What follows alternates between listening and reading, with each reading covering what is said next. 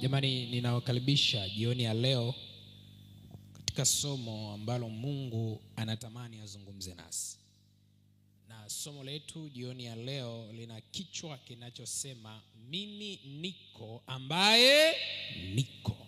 Mwambie jirani yako, mimi niko ambaye niko. Unajua, wakati ninafanya uchunguzi mdogo niliweza kubaini kwenye Biblia kuna nyakati ambazo Mungu ilibidi azungumze. Mungu ilibidi afanyaje? Azungumze. Na hizo nyakati zipo ambazo zitabidi Mungu afanyaje? Azungumze. Wakati napitia Biblia nikaona wakati Yesu anabatizwa ilisikika mbinguni kutoka mbinguni, sauti kutoka mbinguni. Kitabu cha Mathayo sura ya 3 kuanzia mstari wa 16, Biblia inasema naye Yesu alipokwisha kubatizwa mara akapanda kutoka majini, na tazama mbingu zikamfunikia. Biblia inasema akamwona Roho wa Mungu akishuka kama hua akija juu yake. Ndipo mstari wa 17 unasema na tazama sauti kutoka wapi jamani? Mbinguni, ikisema huyu ni nani? Ni mwanangu mpendwa wangu ninayependezwa naye. Kwa hiyo wakati Kristo anabatizwa mbingu hazikukaa kimya, ilibidi zifanyaje jamani? Zizungumze. Lakini baada ya kufufuka kwa Lazaro siku 6 kabla ya kuingia kwenye Pasaka, Yesu alisafiri kwenda kwenye mji mmoja unaitwa Bethania. Na alipofika Bethania ndio tunaanza kupata historia alipofika. Kitabu cha Yohana sura ya 12 kuanzia mstari wa 20, Biblia inasema palikuwa na Wayunani kadha wa kadha miongoni mwa watu waliokwea kwenda kuabudu siku kuu.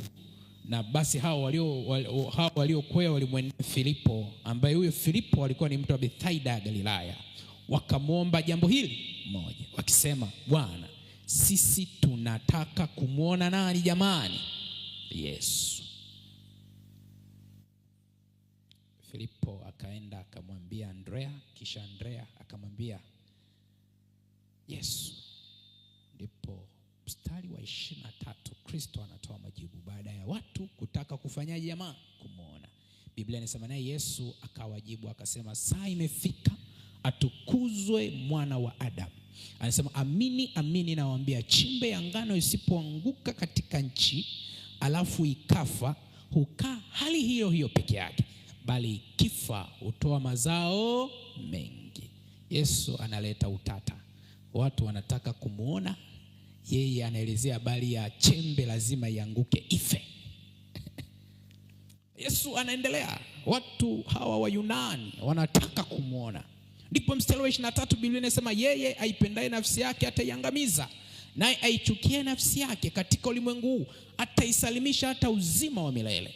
Yesu anaendelea kusema, mtu akinitumikia na anifuate, nami nilipo ndipo na mtumishi wangu atafanyaje? Atakapokuwapo. Tena mtu akinitumikia Baba atamheshimu.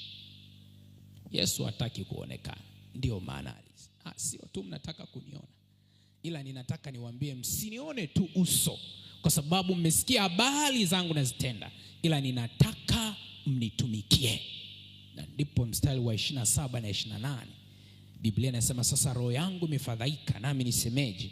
Baba, uniokoe katika saa hii, lakini ni kwa ajili ya hayo nilivyoifikia saa hii.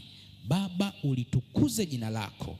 Wakati huo ndipo sauti kutoka mbinguni ikasema, nimelitukuza nami nitalitukuza tena. Hii ni awamu nyingine. Sauti inatoka wapi jamani? Mbinguni. Najua ndipo tunarejelea sasa kwenye kitabu cha Kutoka sura ya 3. Wakati wana wa Israeli sasa wanatoka utumwani, na kitabu cha Kutoka, Exodus, kinaelezea historia ya wana wa Israeli kutoka, na sura ya 3 imesheheni mambo kadhaa ambayo vilikuwa ndi viambishi awali vikionyesha movement yao wakianza kutoka. Na sura ya 3 ninaipenda kwa sababu kuna maneno mengi ya matumaini ambayo natamani tuyaangalie jioni ya leo. Kitabu cha Kutoka sura ya 3 kuanzia mstari wa kwanza. Biblia inasema basi huyo Musa alikuwa akilichunga kundi la Yethro mkwewe, kuhani wa wapi jamani? Wa Midian.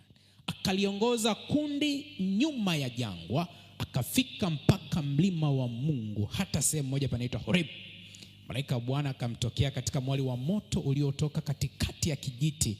Akatazama na kumbe kile kijiti kiliwaka moto, nacho kijiti kilikuwa kifanyaje jamani? Akiteketei. Musa akasema nitageuka sasa niyaone maono haya makubwa, na sababu ya kijiti hiki kwa nini kiteketei. Ndipo Mungu analeta mada.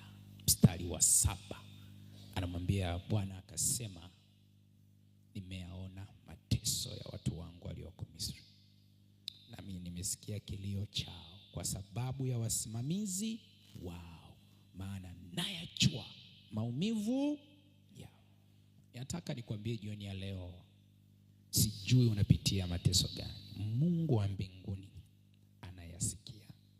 Maumivu unayoyapitia anafanyaje jamani? Anayaona. Sikiliza, haijalishi unapitia nini, haijalishi utusi kiasi gani, upside down, here and there, unaingia unafeli. Sikiliza, hayo mateso, hayo maumivu, mbingu bado zinaona. Na ndio maana Mungu anamwambia Musa, sikiliza, nimeona ndani ya miaka 400 na nimeona mateso, wakiuawa, wakidhalilika sana, wanaowasimamia wamewapeleka katika hali isiyofaa. Ndio Mungu anasema sasa nimeona, nimesikia, kinachofuata ni hiki sasa. Mstari wa 8 anasema nami nimefanyaje jamani? Nimeshuka ili niwaokoe na mikono ya Misri. Natamani Bwana jioni ya leo akashuke na wewe akakuokoe. Ashuke akakuokoe. Wakati ambapo mateso yamekithiri, huwa Mungu ana tabia ya kushuka.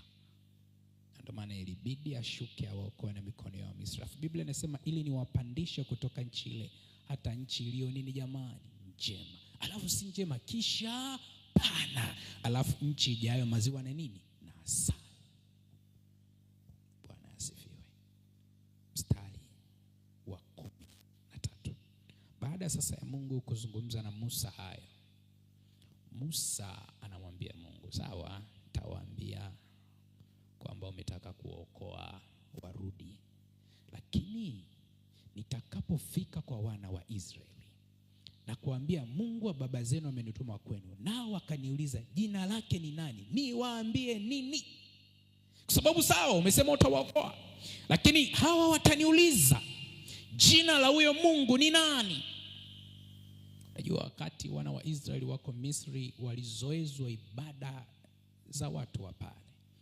Wa Misri wanaongoza kuwa na miungu mingi katika jamii ya kale walivyokuwa wanaishi, na wao karibia kila kitu kinachofanyika kilikuwa kina aina ya jina la Mungu. Mfano, wa Misri wakitaka kuingia vitani walikuwa wanaenda kuomba nguvu kwa Mungu alikuwa anaitwa Apollo, the god of the war.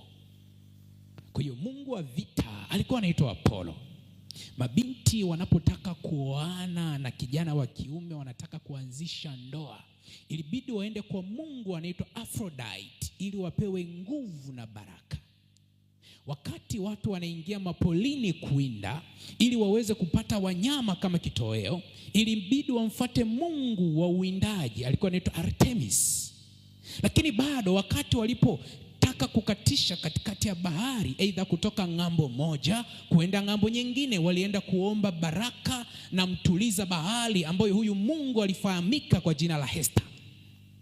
Bado walipohitaji sasa kutuma maombi yao kwa Mungu mkuu ambao hata wao wenyewe hawamjui, walikuwa wanaye mmoja Mungu anaitwa Hermes. Hermes wanamuita maana yake the messenger of the god. Huyu ndio alikuwa mbeba jumbe zote. Kwa hiyo ikitokea umeomba ombi lako halijajibiwa, unaambiwa lipeleke kwa Mungu Hermes, yeye ndiye mbeba ujumbe, atalifikisha kwa Mungu mkuu.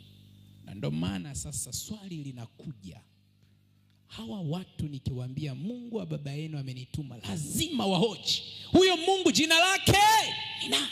Kwa sababu sisi tumezoea katika kila tunapoingia na kutoka yuko Mungu. Alikuwa Mungu wa mavuno, Mungu wa mziki.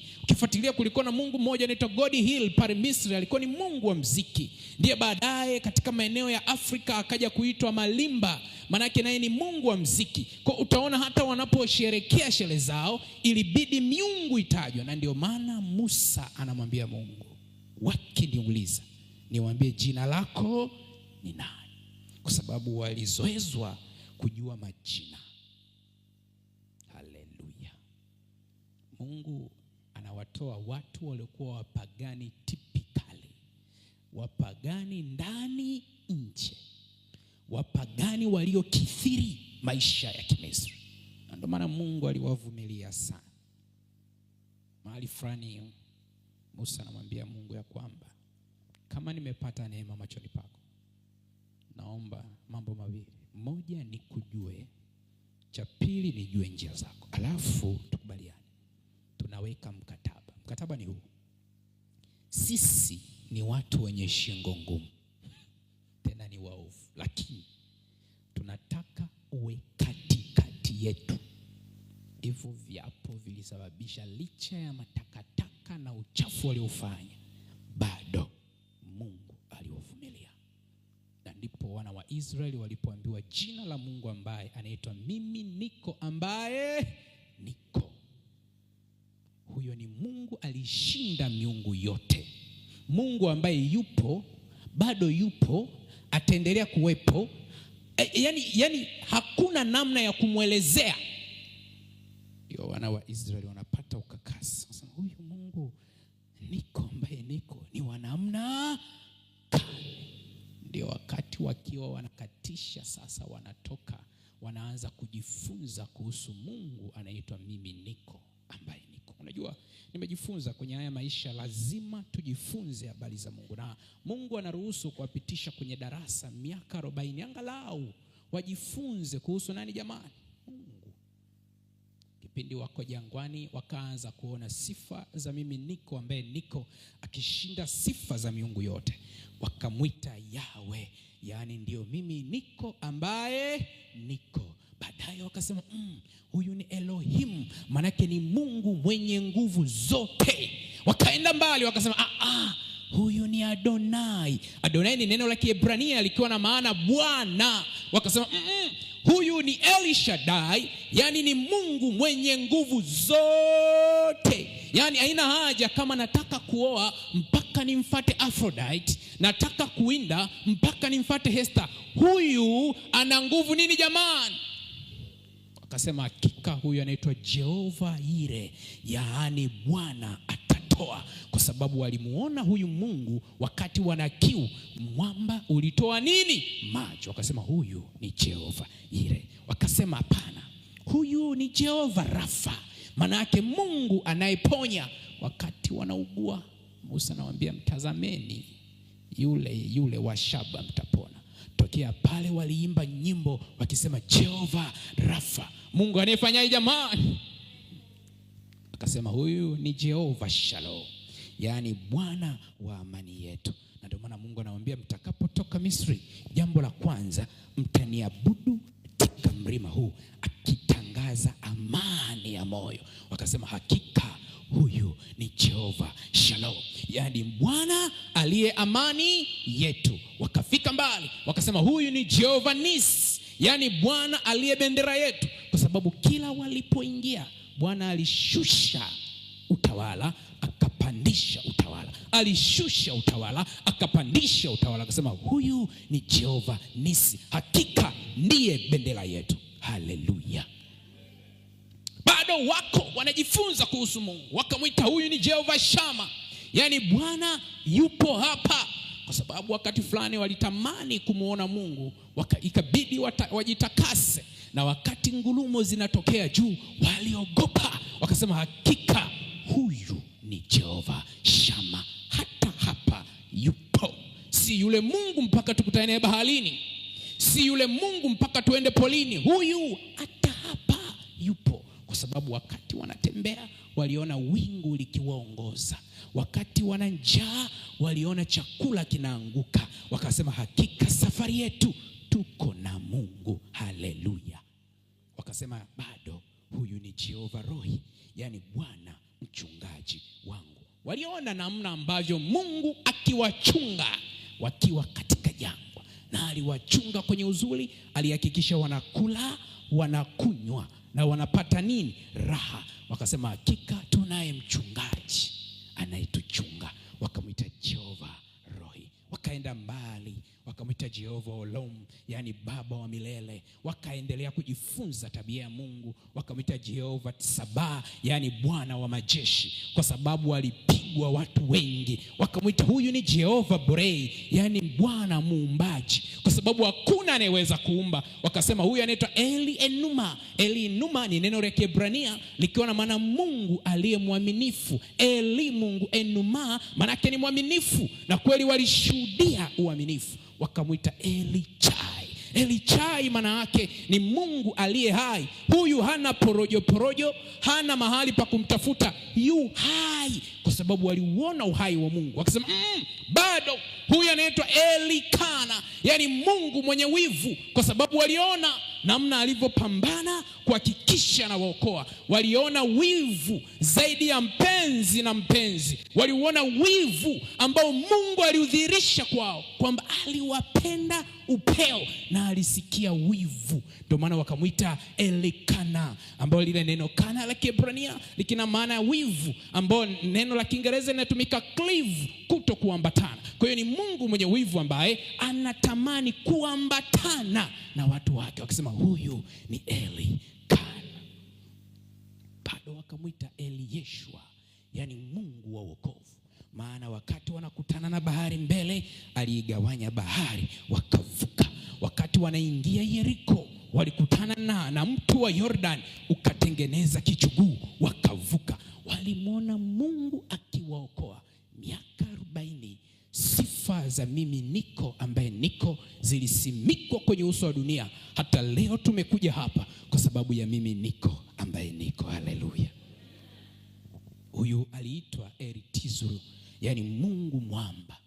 Waliona sifa, wakamwita Yawe Ozi, yani Bwana wa nguvu. Wakamwita Yawe Nakei, yani Bwana anayepiga. Wakamwita Yawe Irehi, yani Bwana anayejua, kwa sababu alichunguza mioyo. Alikuwa akielezea kila kitu kinaga ubaga. Wakamwita Yawe Kabothi, yani Bwana wa utukufu. Kabothi ni Bwana wa utukufu. Na walianza kuona hata mahali fulani neno moja lilitamka linaitwa Ikabodi, utukufu wa Bwana uliondoka. Kwa hiyo Kaboth wanamaanisha huyu ni Mungu aliyejaa utukufu. Haleluya. Wakati tunazungumza habari za wana wa Israeli, lazima tuangalie wapagani waliopaganika ambao Mungu aliwatafuta. Haleluya. Jamani, haleluya. Jioni ya leo nataka nikwambie, hauna haja ya kwenda kwa wachawi. Hauna haja ya kwenda kwa waganga wa kienyeji. Hauna haja ya kwenda kusafisha nyota, kwenda kwa walozi. Haina haja. Hakuna haja ya kutambika. Nisikilize. Hakuna haja ya kuendea mizimu na miungu mengine. Hakuna kabisa. Yupo Mungu wa haki na kweli. Huyu anaitwa mimi niko, ambaye ndiye Mungu ambaye nimekuja kuwatambulishia jioni ya leo. Afadhali kidogo tu mtu mmoja hamuelewe mimi niko ambaye nini jamaa? Bana ndiye ngome yetu. Jina lake ni jina la kutumainia. Sijaona Bwana kama mimi niko. Sijaona. Mimi niko ni zaidi ya madaktari wa kibinadamu. Nisikilize, yeye hatumii dawa kupona, hatumii dawa kumponya mtu, lakini yeye kwa jina lake vipofu waliona. Haleluya. Viwete walitembea, wenye pepo waliaguliwa. Huyo ni mimi niko peke yake ndo anayeweza. Huyu mimi niko alienda kinyume cha gravitation force na water surface tension. Yeye aliweza kutembea juu ya maji. Hakuna Mungu aliyewahi tembea juu ya maji isipokuwa ni huyu ninaoambia habari zake jioni ya leo. Mimi niko ambaye nini? Huyu mimi niko alikuwa yuko zaidi ya juu ya wanahesabati ambao walikuwa wanajua kukalkulate. Yeye aliweza kutumia samaki wachache na mikate michache kulisha watu 5,000. Alipiga hesabu ya haraka aliweza kuhesabu watu kama unavyoona nywele, alivyosema huwezi kuzihesabu. Yeye mimi niko ambaye nini jamaa? Ninampenda kwa sababu aliwazidi wana mazingaombwe wote wa kidunia. Yeye alifanya miujiza mingi ya kushangaza machoni pa wanadamu. Hakuna hatakuja kutokea aliyeweza kufanya miujiza isiyoelezeka isipokuwa mimi niko ambaye niko. Alipindua dunia.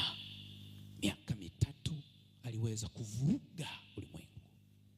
Maelfu walimkimbilia. Ni huyu mimi niko ambaye niko. Mimi niko aliwazidi wanakemia. Aliunda hewa ndogo inaitwa oksijeni na hydrogen.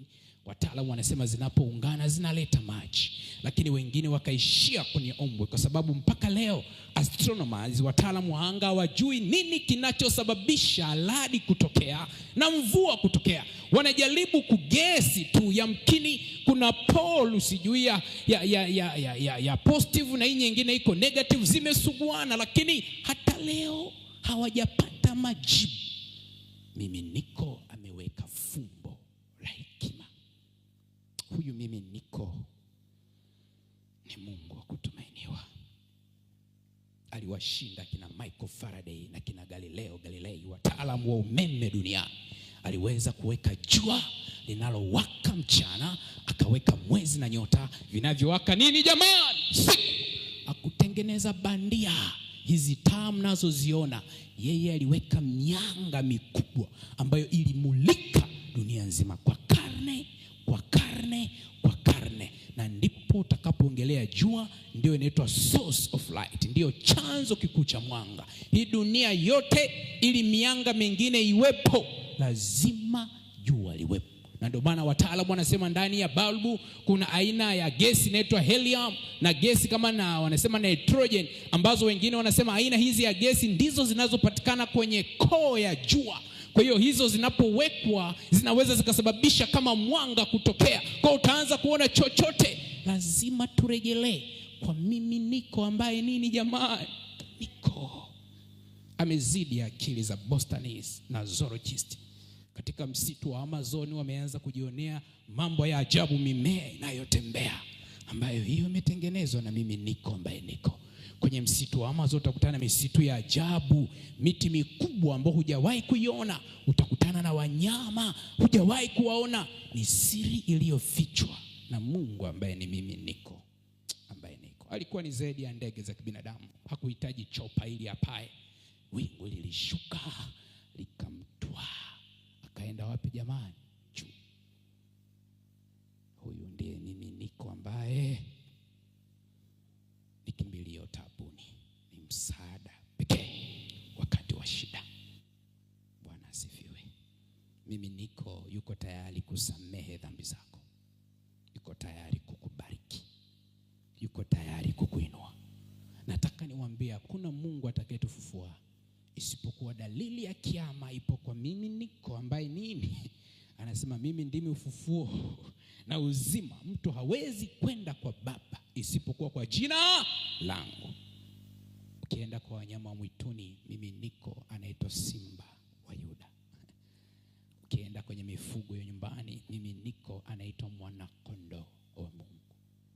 Ukienda kwenye chakula, mimi niko anaitwa Mkate wa uzima. Ukienda kwenye vinywaji, mimi niko anaitwa Maji ya uzima. Ukienda kwenye miamba, mimi niko anaitwa Mwamba wenye salama.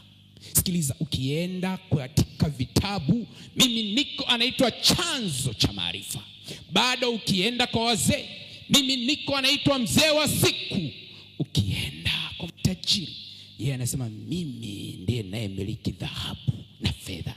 Ukienda kwa wajumbe, mimi niko anaitwa ndiye mjumbe mkuu. Ukienda kwa madaktari, mimi niko anaitwa tabibu mkuu. Ukienda kwa yatima na wajane, anaitwa baba wa yatima na wajane. Ukienda kwa majeshi, mimi niko anaitwa Bwana wa majeshi. Ukienda katika falme, mimi niko anaitwa yeye ndiye mfalme wa falme. Ukienda katika mazao, mimi niko anaitwa mzabibu wa kweli. Ukienda kwa wakulima, anasema yeye ndiye mkulima wa kweli. Bado ukienda katika bahari utasikia yeye ndiye mtuliza bahari.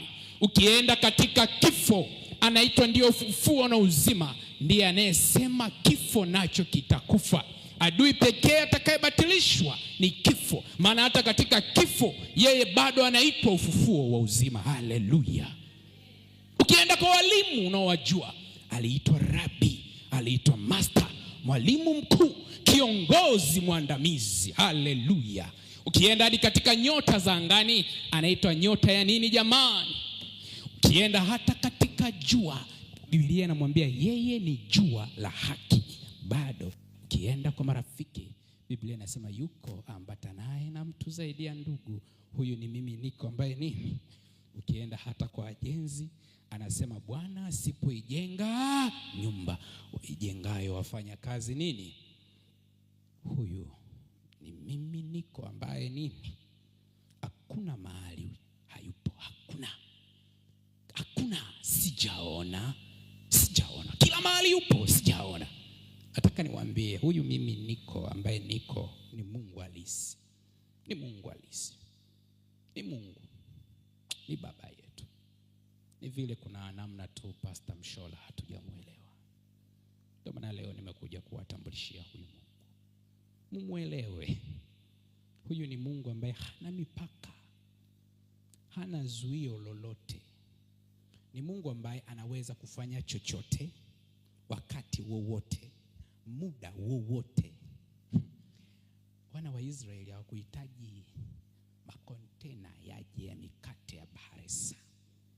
Aliangusha mana, walikula. Mungu hakuhitaji miti mikubwa itokee ili wana wa Israeli wajifiche. Alitengeneza wingu. Sehemu za jangwa wakati wa usiku ndio zina sheheni baridi. Wataalamu wa jiografia wanafahamu. Wakati wa mchana joto linaonekana kali, wakati wa usiku wanasema kuna namna anga hewa ya pale inajikondesi, inatengeneza baridi kali sana. Na hili baridi wanasema wako baadhi ya wanyama kwenye jangwa ambao hawanywi maji, ila kutokana na hili baridi miili yao inaanza kufyonza aina ya umande ambao unatengenezwa na jangwa. Linapokuwa limejipika wakati wa mchana, usiku linatengeneza baridi zuri, ili jamii ya mimea pamoja na wanyama waliokuwa jangwani waendelee kuwa salama. Na Mungu anaendelea kuwatunza wana wa Israeli kwa kuwapatia maji, chakula na joto.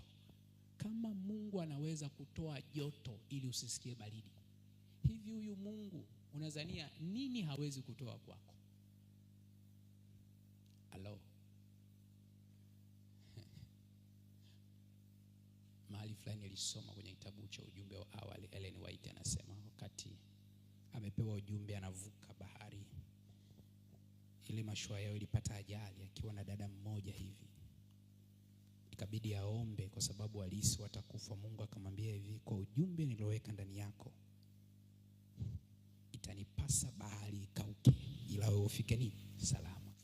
Yaani kama Mungu anaweza kuisababisha bahari ikauke ili kusudi aliyoweka ndani ya kaka Richard litimie, huyo Mungu si wa mchezo. Kuna namna tu tunatakiwa tumuelewe. Na ukianza kumwelewa kidogo, utaanza kuona mambo makubwa kwenye maisha yako. Ninakumbuka nyakati fulani Pastor Mshola nilipolia mimi niko, alinifuta machozi. Nakumbuka ziko nyakati ambazo niliugua, huyu mimi niko aliniponya. Nazikumbuka nyakati ambazo nilikuwa sieleweki kabisa. Jamii hainielewi, wazazi hawanielewi, ninaoamini hawanielewi, lakini bado mimi niko alikuwa ananielewa. Nazikumbuka nyakati ambazo niliachwa na watu wote, nilikuwa niko peke yangu, kulala kwangu, kuamka kwangu, ila nililala na mimi niko, nikaamka na mimi niko. Wakati fulani nikiwa niko chuo Arusha, maisha yakiwa magumu, sina hela, nilikuwa ninakula mlo mmoja kwa siku 2. Yaani ukiipata sasa hivi unaipiga kesho nzima, kesho mida kama hiyo unapiga msosi. Na ilikuwa ndio kawaida. Siku moja nikiwa nimechacha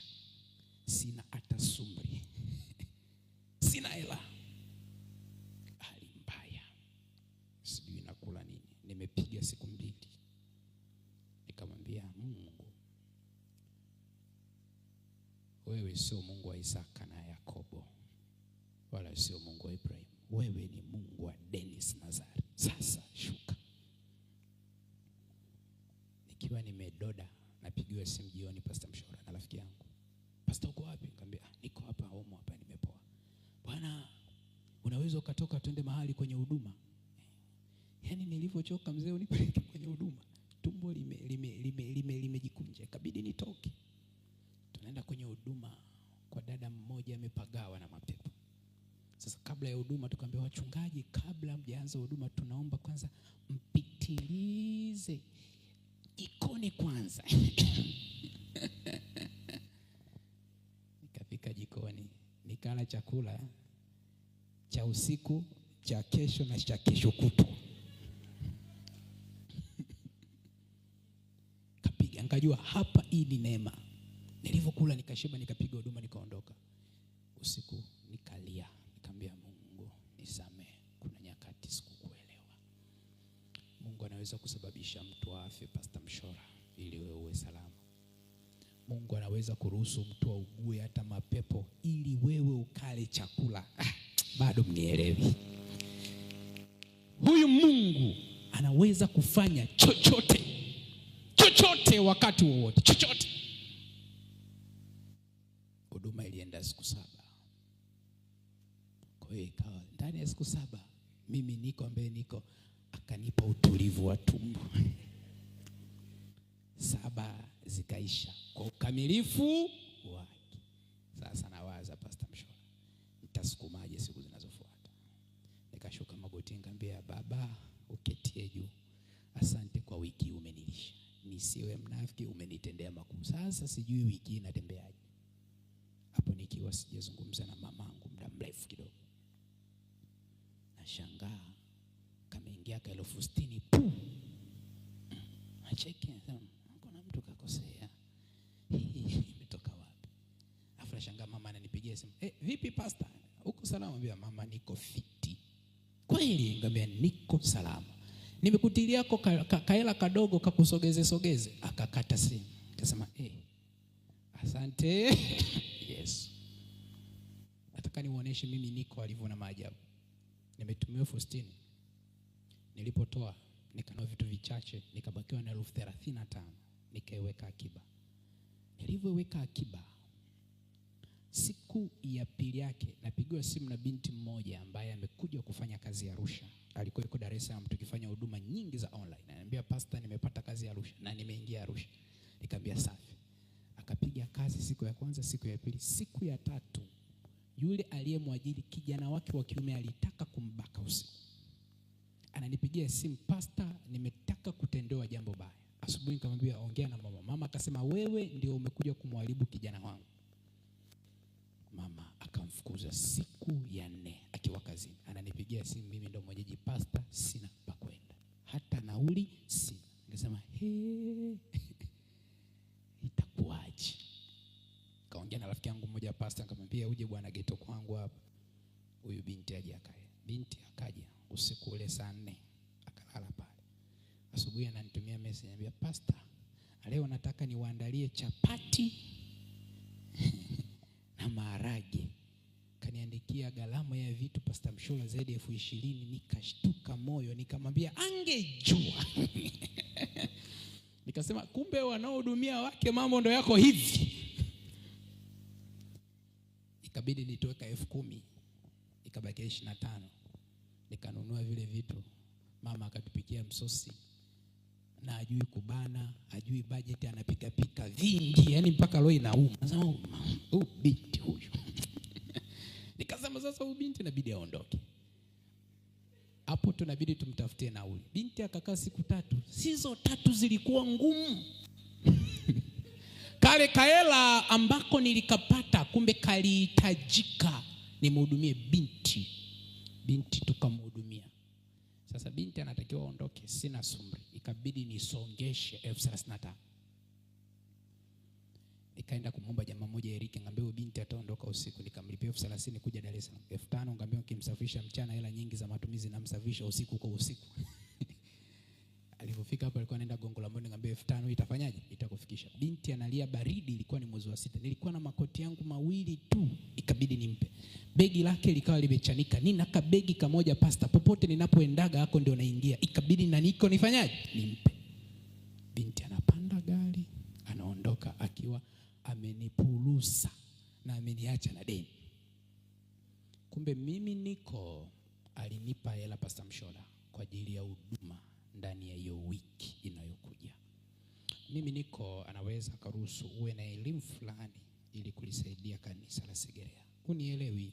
Anaweza karuhusu uwe na fedha, uwe na eneo fulani zuri, kwa sababu kuna kitu cha ziada anatamani wewe ufanye. Mahali fulani nikiwa na wazee niliwaambia, mbona Mungu ametusaidia leo tuna wazee 6 mna magari. Tumepata wabatizo karibia 40. Ninawauliza sasa tungechukua pikipiki ngapi? Kumbe aka kagari kako Mungu ameruhusu tu ili uje kulitegemeza nini jamaa? Kanisa. Binti akaondoka nikiwa niko mtupu. Sijui maisha yanasongaje. Ila Waswahili wanasema Mungu si nini jamani? Si adhumani. Vipesa vikaendelea kuingia. Nakumbuka kuna wakati nilipoteza tumaini kabisa Pastor Mshola. Niliona ndoto zangu haziwezi kukamilika. Maana nilifeli mara nyingi. Nilijaribu nikafeli, nikajaribu nikafeli. Nikajaribu tena nikafeli. Nikamwambia Mungu, yamkini hii safari hutaki nibadilishe, lakini mimi niko. Aliniambia tulia. Hii safari inaenda. Ila cha moto utakifanyaje? Kuna wakati nilijisusa, nikajikinai kabisa.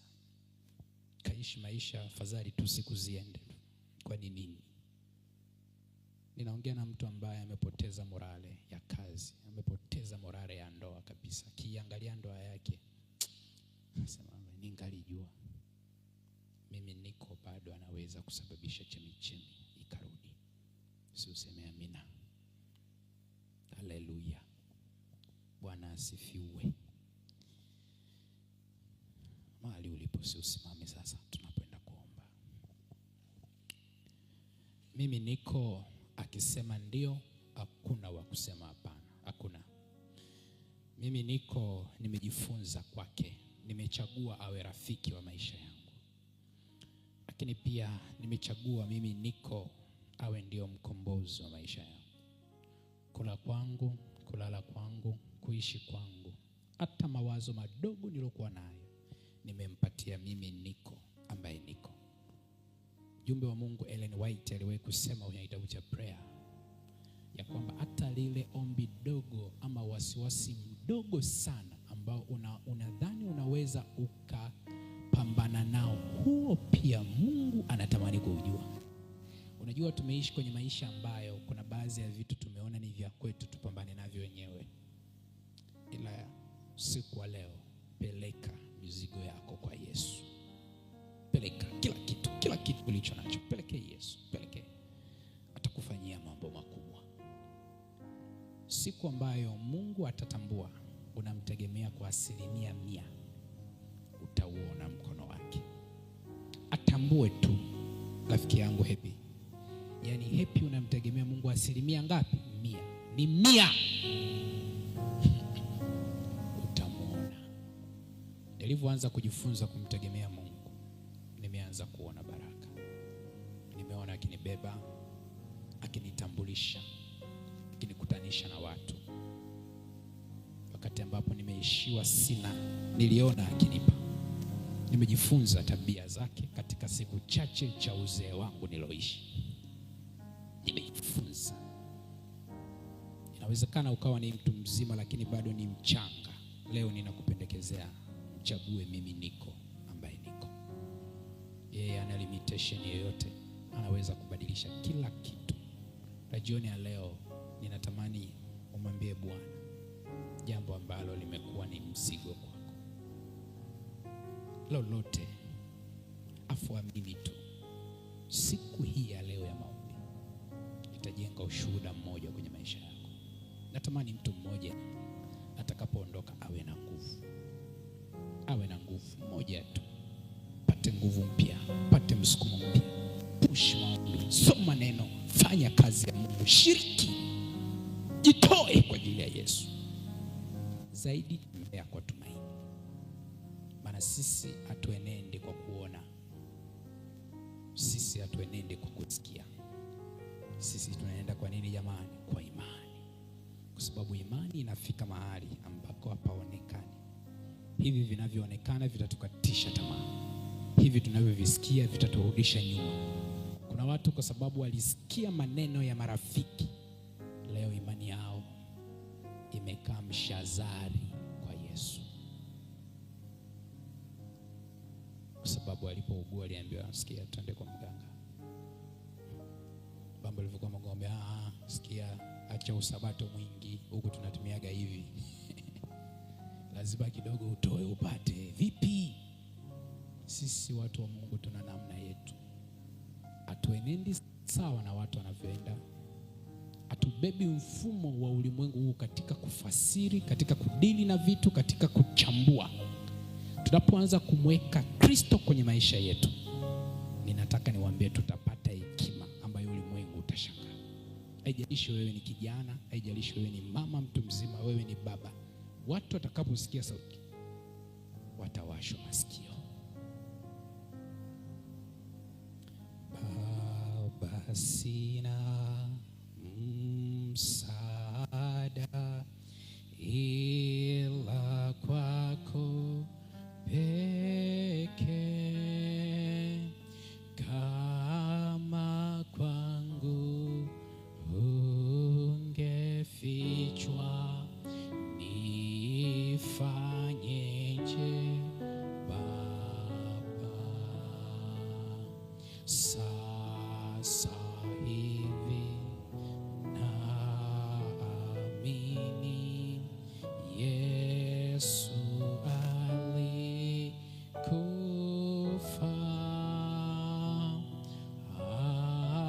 alimwaga damu yake nitoke dhambini.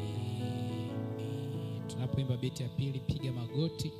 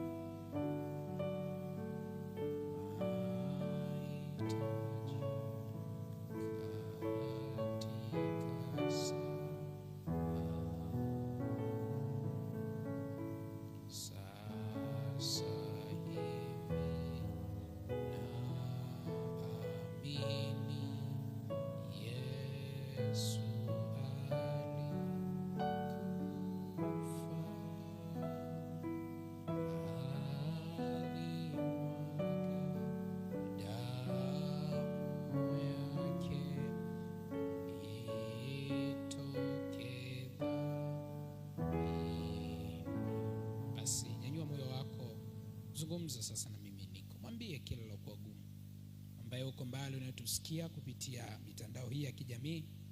Kama uko mahali patulivu, fumba macho, omba, mwambie Mungu. Ndani ya dakika 2 zungumza na Bwana. Karibu.